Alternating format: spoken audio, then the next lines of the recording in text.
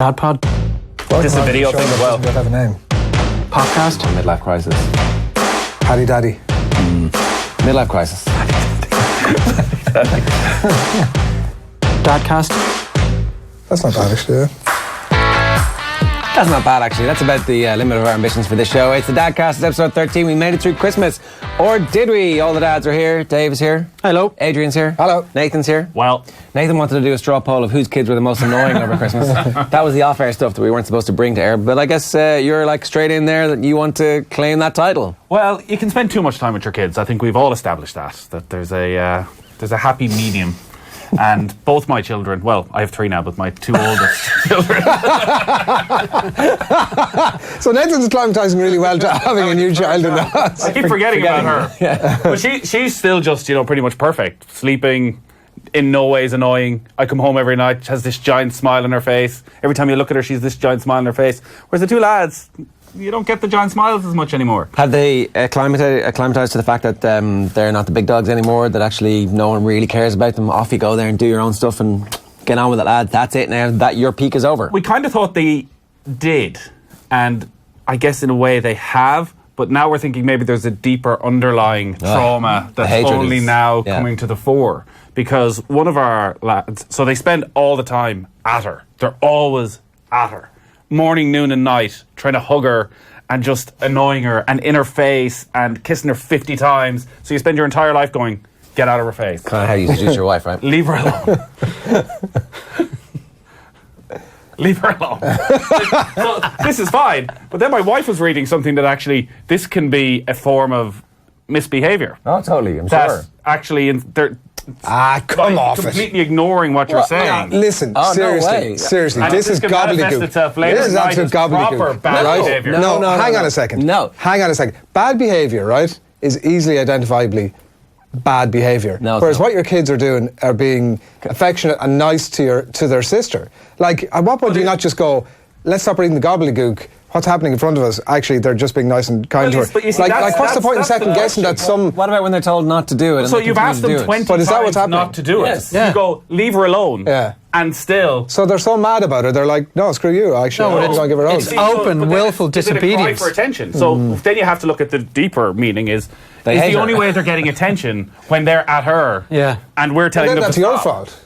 Well, I'm not saying it's not our fault. I'm not saying that... That's the point he's making. Yeah. Well, They're anyway, I just 65. think like Probably not their bad fault. behaviour is when they're going over and punching her in the head and like kicking her on the slide. No, you like see, that's that was the point of it. That's what you would think bad behaviour is. But no, actually, this is a different type like, of like, bad come behaviour. on, that's what you would think. This is a That's- cry for help. I just It's think that's clear, bullshit. everyone knows if they There's punch so her in the much face, you need to gobbledygook. stop There's so this. much gobbledygook that exists around parenting. This isn't There's so much gobbledygook. This is fairly straightforward stuff. There's nothing straight. Like that's I'm interested if you're in- there in this passage of the book says if your child is behaving too nice to their That's not- new sibling, well, that's bad. That's downright bad behaviour. Listen, what you're... They're not. He's not saying. He never said they were being too nice. Well, I think he that's- says what they're doing. it sounds to me like they're is just being too constantly nice. keeping her in a state of high enervation. So she's like trying to rest, and they're coming over, going, "Oh, look, zzz, here's a her. ball." Zzz. Like she would like, if as I say to them, I'm like, And all sit she back wants from is a her. bit of quiet. If they'll sit 3 feet away from her and pull a funny face, she'll laugh and she'll smile at them. But she doesn't get that because they're literally an inch away from her Yeah, but face. they probably just don't understand the nuances there. But you may be right, and it may turn out that in a year it all just calms, or 6 months it calms it will. itself down, and there is no long term. Of course When you're in the middle But of it is a case. Whereas we had the attitude you had, I think, probably for the first few months of, isn't this brilliant? They love their sister, which they do, and they're brilliant with her, but they're now not they're doing being any assholes. harm. But they. I think because one of the younger lad started doing this, and now the older lad has started doing it as well. And Which then will next week definitely they'll probably suggest start doing that something else, is what I'm he's saying. now, our oldest has looked at the younger one going, well, he's getting all the attention, and he never gets properly given out to, because as you say, doesn't feel like it's, No. if he punches her, you're going to lose the head and send her up to the room. But you know that this you- you're kind yeah. of just... But sure, what are you going to leave her do? alone, What are you leave her going to alone. start? Like what? Well, that's the point that this makes, that actually you have to treat this. Like as so? if What's what? they are Like what? punching her So almost. how do you? Come on! What? I've asked So what you do you- 10 times to get out of your sister's face. Yeah. Get up to your room. Come off it! Like What are you- I can't understand this. It just sounds so understand where you're coming crazy. from. Yeah, I think- like you can't turn around to your child who's being nice to their sister, right? No matter how it's come about, and go, cut that out, get up to your room. Yeah, are they going up to their sister? And they're not being nice. But this thing, are they going up to their sister to be nice or to get your attention? Yeah. Well, they may well be doing it to get your attention. Yes. That doesn't mean you send them up to their room. Well, if they hang on a second. He's asked him 10 times. Yeah, but come on, baby. If the child is looking for your attention, surely you come up with some mechanism to give them your attention. Well, you do. But don't this go, is the problem with having 3 children. Get out of my face. Exactly. I would Magic me an extra 4 hours a day there. Understandably, I would have spent every minute of get me a child the day when I was there like Mary Poppins on a fucking. I would have spent, say, on a Monday evening when they're finished school, if the weather's nice, we'd spend an hour and a half, 2 hours outside playing football. Now, I'm probably spending 20 minutes outside playing football because, well, if Debbie's off doing something else, I have to mind the baby. Well, I think we can clearly establish this is your fault. I'm not saying it's not my fault. Look, it's the reality of the situation. A new child has arrived. I think that portioning blame in this situation is one of the things that, like, I would have hoped that this podcast was about. Like, screw that. It's nobody's fault. We just should have. Hang on, if we can't pass judgment here. What are we at? On the Christmas thing, like, there's an old phrase I would have heard many times that no man on his deathbed ever thinks, I really wish I'd spent less time with my kids. Right? Unless it's over Christmas. And that particular Christmas has gone on for 2 fucking weeks. It was a long old Christmas, wasn't it? Oh my Kids God. finish school on the Friday, literally Friday night, first one gets temperature. Christmas Day, second one gets temperature. Both of them are this, I think lots of people had it over Christmas. Yeah. It's this long-lasting, like temperature never hit 40, but it's like 38.8 for 40 10 a couple days, times. Yeah. solid. Which means they just don't want to do anything. They're dead ducks. They just want to sit around the house, except with these bursts of energy every couple of hours to drive you demented. And then you go, okay, let's go out to the park and try and use this. No, you're in the park 2 minutes. Oh, I'm so tired. I just want to go back home. And is that, can you just perch them on the couch, put on Shaun the Sheep and... Oh, I've never watched this. It was a very good Christmas for watching movies. There's no doubt about that. I've watched more movies than I ever have. We should do a recommendation of movies that work for kids and adults. Should we, like, that's... Depends on what age they are, because we had like Charlotte's Web and The Greatest Showman, and some of them work and some of them don't. They're like, especially when you've got a mixed, we've 7, 4 and 2, and the 2-year-old is like bored out of his tree unless it's like Lion Guard. The Greatest Showman is Lion a Guard. great movie. We've watched, Lion Guard. We watched like 6 million episodes of Lion Guard. There's like... Have you not seen it? Is that like the Lion TV King? version of the Lion King. Yeah. Right. The kid, it's like the kid. What age group is it for? It's about 2 to 3, I'd say. Oh, perfect. Well, it's like there's enough plot twists and humour in it to keep the 7-year-old mildly amused to the point where she's happy enough to watch it. But what we should put together, if we're still doing this come Christmas 2019, is like if we do it in October. survival kit. Yes, and the 10 outings that you can come up with for your kids over Christmas, because we used every single one. Oh, do you get out? Oh, we So had, there's we no planned. sickness in your house? There was no sickness in the house. We were very fortunate in that regard. And look, it was great. You get to spend so much time with them outside of them having to rush them to school or to GA practice or whatever it is. But you still have to fill that 12 or 13 hours a day. And you can't just have them sitting around all day unless they're sick and they don't want to go anywhere. Yeah. So we had something planned for nearly every day. You were having a planning meeting. This had to be exercised with military precision. Yeah. So there were 2 pantos. We went to the cinema, saw Ralph Breaks the Internet, very good. We went to the zoo twice. Obviously, you go to the in-laws on both sides multiple times. There were 2 parties we managed to get to as well. And there were 1 or 2 other outings. Oh, kind of 2 Christmas fairs, like where you go and meet Santa and you get your present and all that. How do they find those? Do they like that? Oh, they love it all. Absolutely love it all. And then you get home and they're wrecked and you throw a movie on, they watch half it and everyone goes to bed then. But, like, 2 weeks. Yeah. We went to see the Lambert's puppet theatre thing that's... Oh, yeah. They were in Bray or something like that, and it shut down, but so these pop-up ones, we went to see it in Bewley's the other day, and it was class. And your man, who's like very hot and cold, I'm bringing him to football at the weekend for the first time. I fully expect him to like sort of take no part whatsoever. How old is he? He'll be 2 at the end of the month. He's 1. Yeah, well, yes. You're bringing him to football, and you're expecting I'm bringing him for the reasons that we've spoken here before about sort of. Kind of on your point about to a match or to football? No, to football. Like it's not going to be like organised sort of professional level But it's football minis. training. It's like a juniors thing. Yeah. 2-year-olds allowed, Yeah. right? Yeah. What club is this? It's Little Kickers. Yeah, that's the one. Yeah. The soccer. Soccer. Yeah. God, But that's very good. anyway, so my point is that I fully expect him to not really partake too much, to just sort of hang out with me and look at everybody suspiciously and fair enough. not do too much. Yeah. One. But anyway, so the point. So Daddy's the man of the Playing nature of left back, this. son. 4-4-2. On the wing. But anyway, he loved this thing. He was like singing and shouting and clapping and roaring and like absolutely loving every minute of it. Highly recommended as an activity for the Christmas. That'll have to go on the list as well. So, but we got through it. Here we are. They're back in crash, We back had in 2 school. weeks of everybody being sick up until the like Monday, Christmas Eve, and then everybody kind of gently got back to normal health. So we actually had like 4 weeks of everybody being off. Everybody except me in the house. So my wife was sick as well. It was just like 4 weeks. By the end of it, I was like, "Can I go back to work? Can I please go back to work?" It was It's just an emergency.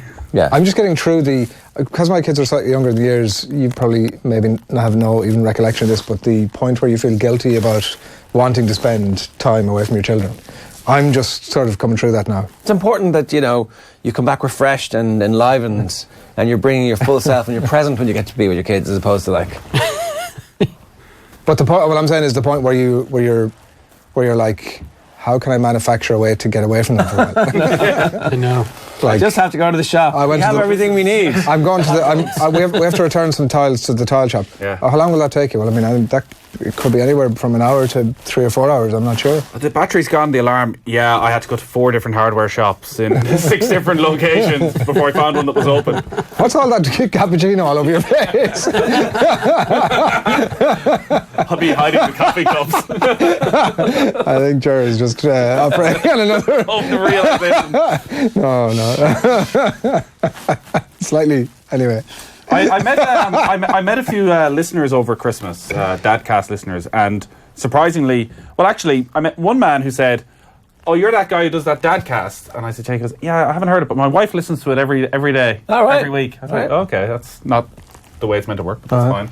But everybody who I met, wife also listens to it, just to kind of keep an eye, I think. Yeah, to learn our secrets. I feel sorry now for the people who are sitting in the car listening to it with their wives, because they're getting the look of. You go to the shop. Yeah. You So spend a lot- You went to the hardware and came home with We have this cappuccino on your face. conversation, we kind of forget about it. I did have like a 2.5 hour shopping weekly shop last weekend, which was kind of accidental. I got a bit lost and I ended up being a little bit frustrated by the whole thing. But it was like, this is. I went to a different supermarket for a change. Right, it was further away, and I got a bit lost going there. But I did get to listen to a lot of podcasts. I was in Galway. Yeah, It was 2.5 hours on your own. yeah. I had a very. Sunday afternoon. I had a terribly embarrassing moment. I don't know why I'm admitting this, but I was at my local supermarket. Did it involve your sons robbing croissants? No, they weren't with me. I am now like Super value frightened whenever I bring my Black Friday children. is what we're talking I almost feel like I have to make an announcement if my kids are with me. I'm going to pay for these. And still we'll see when we get there. Don't want to make any promises. But I pulled into the parent and child spot and went into the shopping, came out.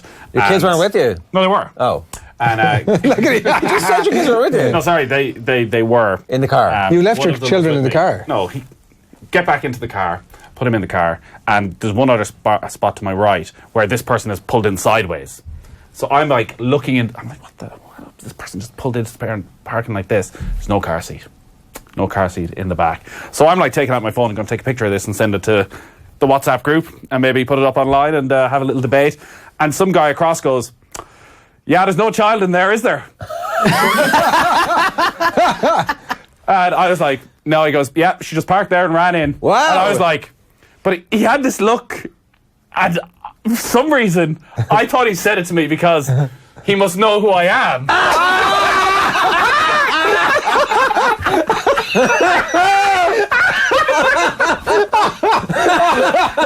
Oh my word! I was like, this guy obviously listens to them. I can't wait this for is the end of the story.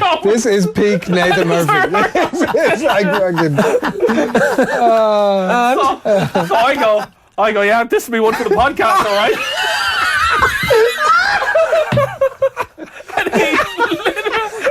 And he has this like blank look in his face of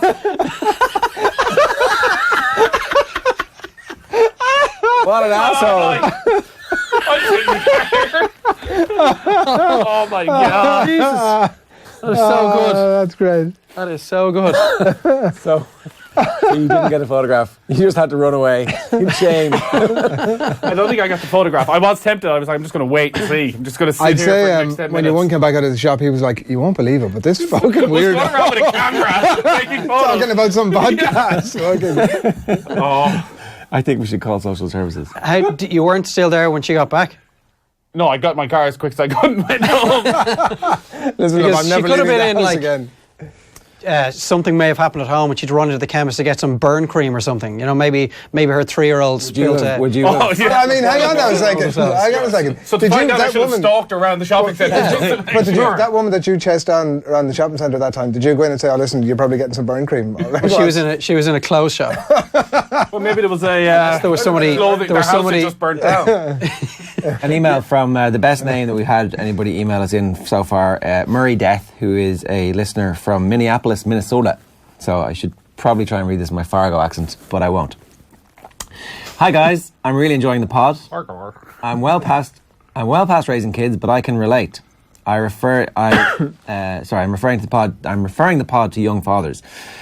Thank you very much. Keep going, Murray. You can be our booster in chief in the Twin Cities. My experience with the first of 3 kids. My first didn't sleep at all for the first 8 weeks. As my wife was struggling a bit, naturally, I stayed up with the daughter each night for most of the 8 weeks. My first overnight business trip was to Boston. As I wanted a full night's sleep, I turned in very early at 10 p.m. I was sound asleep at midnight when the bar closed and the people from the bar were loudly coming down the hall outside my room. Thinking that it was my daughter, I jumped up from a sound sleep and ran out of the room into the hallway thinking I was going to get my daughter. 3 problems. 1, I was just in my pyjama bottoms. 2, the door closed and locked behind me. 3, I had no key and the patrons in the bar standing in front of me. Embarrassing. I trudged up to the front desk and asked for a key to the room. He said, "Do you have any ID?" No. I said, "Does it look like I have any freaking ID?" Got the key. Worse yet, the bar patrons had a very loud party all night in the room next door. No sleep. Raised 2 more kids. Had a blast with all 3. Keep the fun coming. I also love the golf podcast. You had us there. You had us all the way, Mr. Death. Man. Up until the way, Turn until the your very back in end. the golf podcast. I've been invited on it in years. It came to work once in a while. Oh. So you wanted to talk about the disciplining of children. By the way, I've done that before in the hotel room. Not totally different story, but Hey. few drinks. Went to the toilet. Don't remember getting up to go to the toilet. Somebody else's Walked outside toilet. the door. Opened the bathroom door and walked into the bathroom. And the bathroom door closed behind me. And when it shut, it woke me up. And I was in the hall in my jocks, locked. Like about to, you know the way you just get to a point where you're like, of no return. yeah. So I was like, well, what am I going to do here? No. There was a phone in the hallway. Like call reception phone. I was like, lucky. it was like maybe 2 or 3 o'clock in the morning. I was like, look, I'm up here on the 2nd floor. I'm in my jocks. I've locked myself out. If I need to go to the toilet ASAP, can somebody come up and let me in? And the guy was like, no, it's way too busy down here now. There's no chance. You'll have to come down. I was like, I'm in my jocks, and if you're not here in the next minute, I'm taking a piss in the plant. It was, you get to that stage where like there wasn't an option. So happily, the guy rocked up and let me back in. All right. I was What was pissed. it busy there at 2 o'clock in the morning? It was like there was a bar there as well, so it was like flooded with people. Yeah. Right. Oh, we should just tell these kind of stories and forget about the kids. So when I had a lot of somebody free wanted to kids. talk about disciplining their kids. Yeah, I do. You were asking for a friend, wasn't that it? Yeah. Is there anything else in your life that affects your mood more than when you're fighting with one of your kids? Number 2, how do parents deal with a kid that just defies what you ask of them? I'm asking for a friend, obviously. Yeah, so this friend got in touch. I honestly, You tell the story in the first person, though, Dave. yeah, just to add a bit more realism to it, I'm never in a worse mood than after I've had a scrap with my elder son. How old is he? 4. Like this morning, we had a scrap. And What do you mean by a scrap? as in, like, Rolling around, punching each other. where the younger guy has decided he wants to sleep like a newborn. So we're up at 1, 3 and 5 every night for pretty much the last 4 weeks. No one has slept properly in the house apart from What's the he doing elder when he guy. wakes up? Looking for a bottle. So measures were put in place last night whereby the bottle was confiscated and he woke up at 1, 3 and 5 and half 6 and he can get one at all. So we'll see if that has improved matters for tonight. Eventually he's just going to think, there's no point waking up because there's nothing in it for me. So that was last night. But this morning I said to my wife, look, when he wakes up for the last time, I'll bring them downstairs and we'll play Lego or something, you have a lie on. And then I noticed the other older guy going up the stairs. I said, where are you going? I'm going to see Mammy. I was like, no, she's having a sleep. Don't go up. He keeps walking. No, don't go into the room. She's sleeping. 5 times I said, don't go into the room. She's sleeping. Just look. He's watching me as he's walking into the room. Opens the door, slams the door open, goes in, wakes my wife up. And I just lost the rag. What are you doing? But what do you do with a 4-year-old that absolutely refuses to do what you ask of him? I think all you can do is and I'm not very good at it myself, is swallow hard and go, he's being a little prick. I need to let him stop being a little prick and not let him get a rise out of me, because it's not a million miles away from what his kids are doing with the baby. They just want to get a little bit of a rise and see, we're going to get a little attention for this. I do think that's part of it. I think that's most of it, because he's not being bad. He doesn't want to be bad to his ma. He loves his ma, and he might just want to see her, and fair enough. But there's a lot of... There'd be a lot of shouting in our house about stuff that afterwards you go, what the fuck? What did we? Oh, no, we never fight. Myself and Dylan never fight about serious stuff. Oh, no, it's always about... It's all trivial, But there is no serious stuff at this stage. He's not going to come to you and say, I'd like to start doing drugs, is it okay? Or I want to move in with my girlfriend here. You're like, well, you're a bit young. Well, over Christmas he did look me in the eye and say, get out of this house. Oh, Jesus Christ. I hate you. There's a power play on your way. You say? Okay. I said, Happily. hang on, I own this house. And everything in it. And he said, no, you don't. I said, I do. The deed papers are in the bank. If you really need to see them, my name is on the deeds. The deeds. God. I want his response. What are you talking about? What is a deed, Dad? Naturally, he just walk away and go, he looked blankly at me. You are an idiot. The saddest conversation I've ever had. So we had our moments over Christmas, but I think that was because we were in each other's pockets for 2 weeks. And then we had these other unbelievable moments over Christmas where you're going, he's actually the greatest kid on the planet. I know, they're great. And I just want to bring him out and show everyone. Listen to this. He said this to me the other day. He's reciting the Gruffalo story. Oh, yeah. Pretty much from start to finish, off by heart. And I'm thinking, you are a fucking genius. Yeah, it's great. And you're gonna be a star of Broadway or the West End at some stage in your life. But then an hour later he tells me to get out of the house because he hates me. He's going to be a temperamental star. Yeah, maybe, yeah, like all the best stars. But I sometimes I'm just at a loss as to what to do next because you clearly, and it's naturally enough, you can't do what our parents might have done 20, 30 years ago. It's a clip around the ear. Throw you on the couch or something, I mean. It's if getting thrown lobbed onto the couch when I was a kid would have been the least of my worries. Yeah. But it's like, what do you do? All you can control, Dave, is your reaction. Yes, I understand that, Nathan. But that's the practice that is really hard to do. You're trying, and every time you do lose your cool, you're like, he's got me again. That's the worst part. I'm never losing my cool like that again. And then you really concentrate on it, and he might try and rile you a few times, whether he's riling you intentionally or otherwise, beside the point, but you're still feeling that way for weeks and months. And you're going, right, I've definitely got this under control. Yeah. And then the circumstances are just primed for... I think a lot of it has to do with fatigue. The red mist.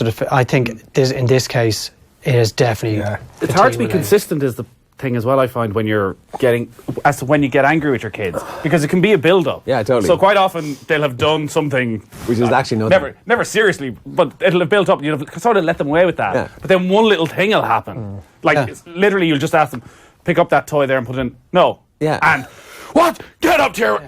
And you just... And that's where the real guilt is. It's like the referee. There's no benefit of this. They're looking at me going, I did the tiniest thing wrong, and you've just absolutely freaked out. The guy goes in late 3 times in the first half, and then he gets sent off for the tiniest thing in the second half because the referee's like, 3 times in the first half! I told you to stop trying to break your man's leg! And now he's just kicked the ball away. Right, you're gone. Get out of here. Yeah. And you're right, simmering at the very edge, then something tiny happens. I'm sure with Dylan this time it was something tiny, but it was a build-up of things. You probably have loved to have known when you were a kid yourself. You'd love to be able to explain to them that, you're not actually, when it comes to that, you're not actually annoyed at them.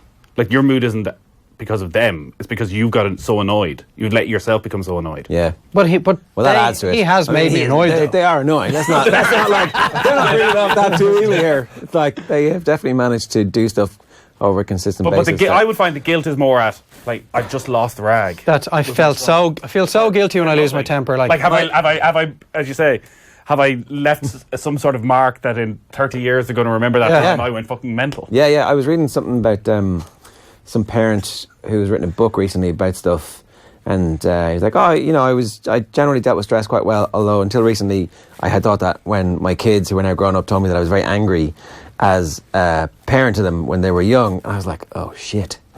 Oh, that stuff can just, like, you're kind of... It's just your role. Well, you flit through it to the point where it becomes this kind of way of talking to them. It's like, do this, do that, do that, do this, do that, do that, do this. And then it's too late. You don't get this time back. You don't get to go, actually, no, I wasn't. Because you were, and it's over. Yeah. So... you got to deal with this. This is probably the most serious conversation we've had on this pod, but it is a real worry for me. Because I can count like 20, 30 times in the last 4 years I've absolutely lost my cool. And you're roaring at him. Yeah. And he's only 1, 2, 3, 4 years old. Yeah. Like, he doesn't understand why you're losing your temper. And I know all parents lose their temper, but like, there must be a way, and I'm sure there's books written about this, and I'm sure there's a place you can go and look. Time to read them now. How to ensure that your child doesn't drive you to the point where the red mist descends. Now, it never gets like, well, it couldn't, because then you really have a problem if kids are on the receiving end of things if they get physical. Well, you probably need to get out of the house. But it's the roaring at your kids. How do you stop yourself? Like, the little vein in your head is about to pop, and you're saying, stop doing that! How many times do I have to tell you to stop doing that? Yeah, and then you walk out of the room and you slam the door. And then you wonder why when you send your kid to his room, that on his way in he slams the door. Yeah, it's like, where did that come from? We haven't, I think we've quite fully hit that stage yet. Like, Gon is definitely starting to push the boundaries a little bit, like in a way that we're 100% sure that he's trying to do those things that sort of, he knows he shouldn't be doing, or trying to push the boundaries, or like it's, oh, come on, I'm going to change your nappy, you've just, like, done a dump. No, mama. And then it'll be like, so for ages we were like, all right, yeah, that's totally fine, easy life, grand, go for it. And then... Especially for you. Yeah. No, but vice versa. So then my wife would say, come on, we're going. No, Dada. So now we started going, I'll take him to do it. And like, obviously the fact now we have a second child means that we don't have the same luxury we had before. And he'll go, no, mama. And I'm like, right, you're going into the hall. So do you want the hall or do you want your nappy done? And now, frustratingly, more often than not, he goes, hall, like with a smile on his face. Like, what's step 2 when they call your bluff? So, but I could just put him in so I put him in the hall, right? So, I mean, the ultimate thing would be that he could stay out there for 5 hours if he knew. I mean, but can he not just wander up the stairs then? And well, we've obviously the gate. Yeah, but so what happens is he goes out, whether happily or crying, sits down or starts pushing the door in, and mostly within about 30 seconds is coming back in, saying sorry and looking for the hugs, and will kick his heels up onto the nappy changer.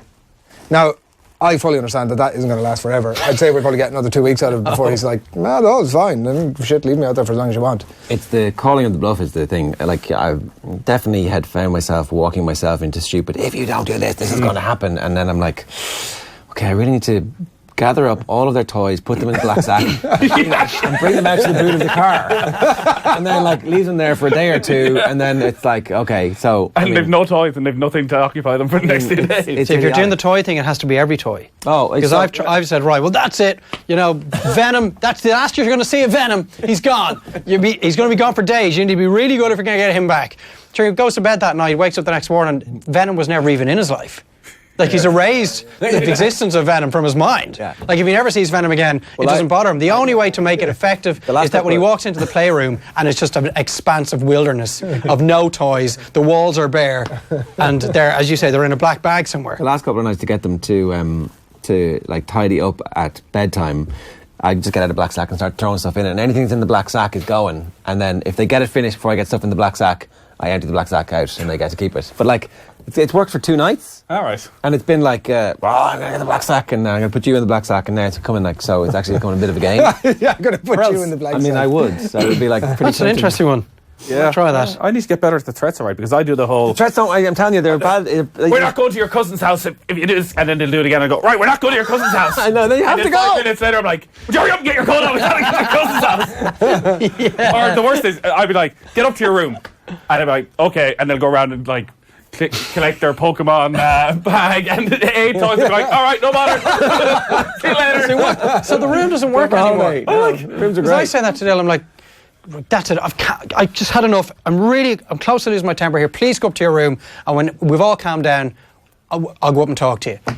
Well, I don't want to go up. I'll just go up. Get out of my sight. Up 10 minutes later, he's there doing his jigsaw, and he's reading his books, and he's jumping up in his bed, and he's looking out the window and seeing who's doing what. And you're looking, and you go, "What's going on?" He says, "Oh, hi, Daddy."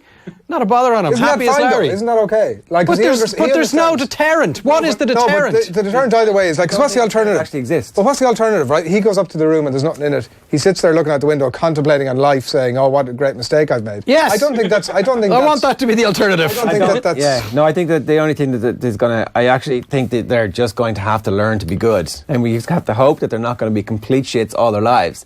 And that's our only hope. But is that not a fear that you have? That they'll be a complete shit? Yes. Yeah, That your absolutely. kids are going to turn out But to be... they're not, though. They're actually, well... But what do you do... 2 out of 3 are definitely good.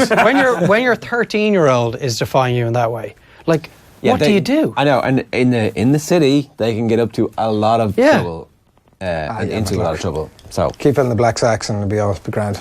right, we gotta go. Put your 13-year-old into the hall. We gotta go. 20 years later, get in! Get up to your room. Give me the car keys there, and I've got a quart of whiskey with me. All right, if you want to get in touch, you can get us with the hashtag Dadcast on Twitter. We're at DadcastPod is the specific Twitter address for this. You can also email dadcast@offtheball.com if you've got anything longer that you'd like to get off your chest. And I expect there might be a bit of reaction to this week's episode, so we'll deal with all that. Yeah, from social services. Good luck.